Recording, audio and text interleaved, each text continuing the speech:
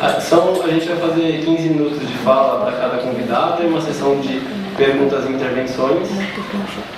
E aí depois uma sessão de encerramento. Então, Elisete. Joia. É porque ele tem que falar, preparar as palavras.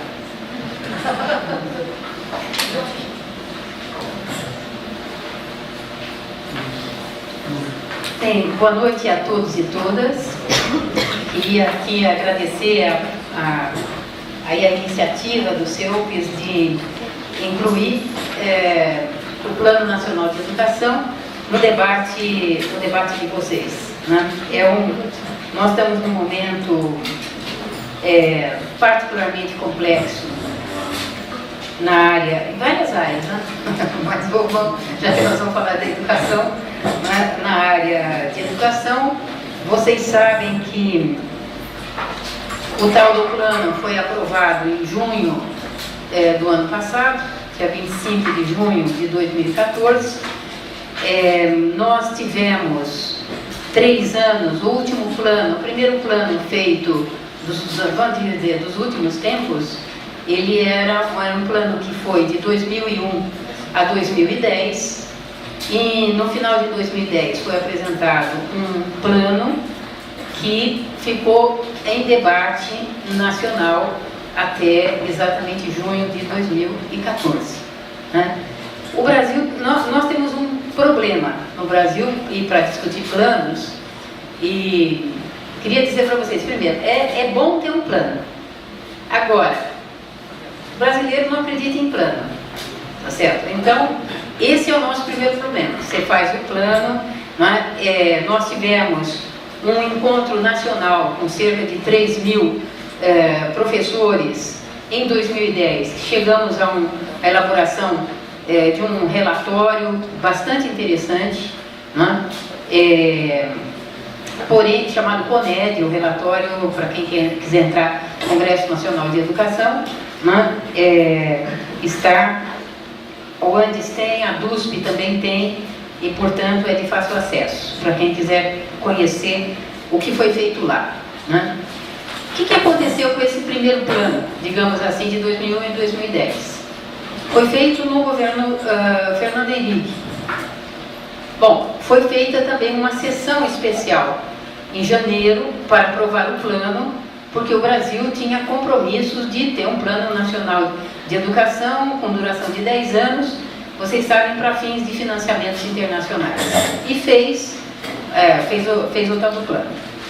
E nós também fizemos. Então, naquela ocasião, em 1998, tá certo? Nós, professores do Brasil, tínhamos feito um paralelo, entregamos, protocolamos, e ele foi protocolado um dia antes do governo federal, né? Só para dizer que, quando a gente faz junto e coletivamente, também a gente consegue fazer um plano legal, que traz as necessidades reais do país, etc, etc. Bom, passados 10 anos, o governo Fernando Henrique, nesse primeiro plano, ele é um plano que teve 9 vetos. E os 8 dos 9 vetos diziam exatamente a respeito do biometal. Tudo que implicasse em gastar mais um pouquinho de dinheiro foi vetado. Portanto, era um plano que já nasceu morto, porque é bonitinho, falar prioridade à educação, todos na escola, qualidade, só que isso significa dinheiro, não é? E, portanto, uma discussão fundamental sobre financiamento da educação. Portanto, nós não precisamos discutir muito aqui que o governo Fernando Henrique apresentou o plano, vetou o dinheiro para implantação, portanto, não aconteceu nada. Mudou o governo, entrou o governo Lula 1 e depois o 2, e também nem leu o plano. Portanto, o primeiro plano, por isso que eu vou dizer para vocês que é um pouco, às vezes, desanimador, mas a luta continua, como a gente fala. Temos um segundo plano, agora, portanto, de 2014 a 2023. Né? E nesse plano, evidentemente, não é um plano simples, é um plano que tem 20 metas e 254 estratégias. O plano está organizado, tem uma lei e, em anexo, as 20 metas e as 254 estratégias.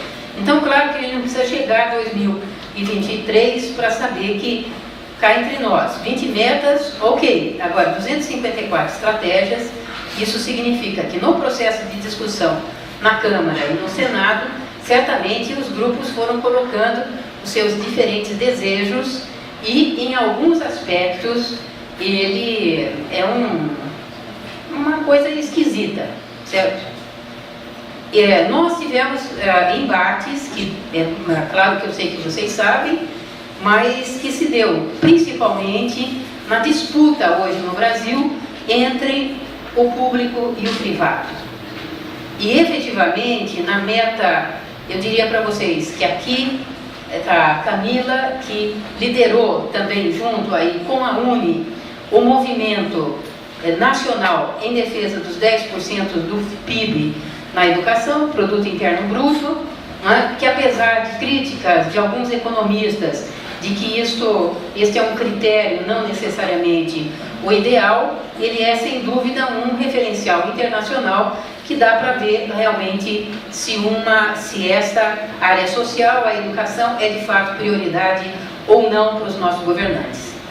No entanto, o embate para dentro do plano, né, ele vai se dar exatamente por conta desta questão.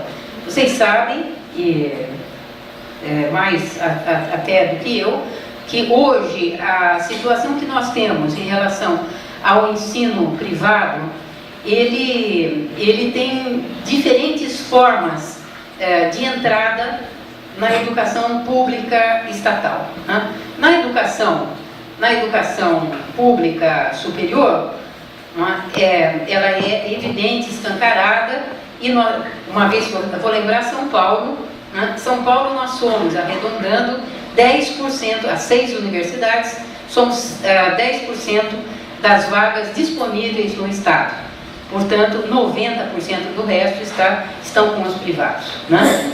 Em nível nacional, esse número ele aumenta, do 10 vai para 25.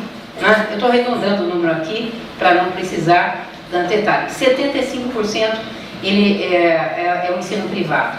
E, logicamente, nós estamos começando a viver de forma acelerada um processo que nós nunca tínhamos vivido no país, que é a chegada dos conglomerados educacionais privados. Então, nós estamos aqui no final do processo de fusão, por exemplo, né, da Croton a Anhanguera. A Anhanguera, vocês sabem, de nacional só tem o nome. E, efetivamente, caso se conclua, nós estamos no processo final, quem decide essas coisas não é o Ministério da Educação, é o CAD, né, Conselho Administrativo de Desenvolvimento Econômico, e, portanto, é o seguinte, caso eles concluam essa fusão, eles terão, no Brasil, 1.200.000 alunos, 600 escolas de nível superior e 600 escolas de ensino médio. Então, serão, logicamente, o maior conglomerado do mundo. Então, é um pouco contra eles, digamos assim, que foi toda, digamos, um embate. Quando eu estou dizendo privado, é lógico. O que eles querem? Querem o dinheiro público, tá certo? E, portanto, um dos nossos